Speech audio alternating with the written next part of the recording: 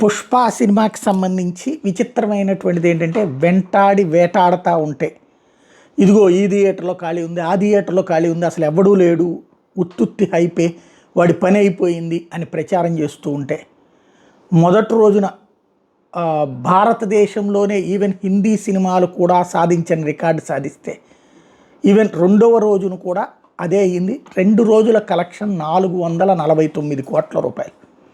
ఇది ఆ సంస్థే ప్రకటిస్తున్నటువంటిది. 449 కోట్లు 2 రోజులు. టికెట్ల రేట్లు పెంచితే రాకుండా ఎట్లా ఉంటాయి? ఎస్, బట్ ఆ పెంచిన రేట్లకు కొనుక్కుంటే ఆ డబ్బులు ఎట్లా వస్తాయి? ఇది ఎస్సే.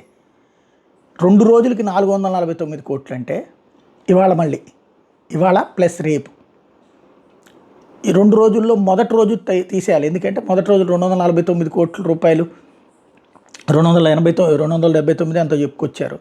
అది పోతే రెండో రోజుకి 140-150 కోట్ల రూపాయలు వస్తుంది. ఎందుకని మొదటి రోజున ఇవన్నీ ఉన్నాయి కదా, దాన్ని ఏమంటారు, స్పెషల్ షోస్ అట్లాంటి. రెండో రోజుకి రేట్లు కొంత తగ్గుతుంది.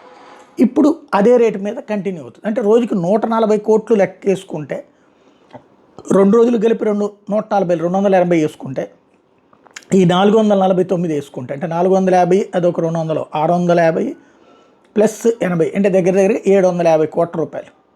అంటే ఈ సినిమాకి అయిన ఖర్చు 300 కోట్లు ఏమంటున్నారు. దాంతో పోల్చుకుంటే వచ్చేసినట్టే. 1000 కోట్లు మార్క్కి చేరకూడదు అన్నటువంటిది ప్రస్తుతం ఎవరైతే పుష్ప వ్యతిరేకులు లేదా అల్లు అర్జున్ వ్యతిరేకులది. కాబట్టి ఏం జరుగుతుందో చూద్దాం.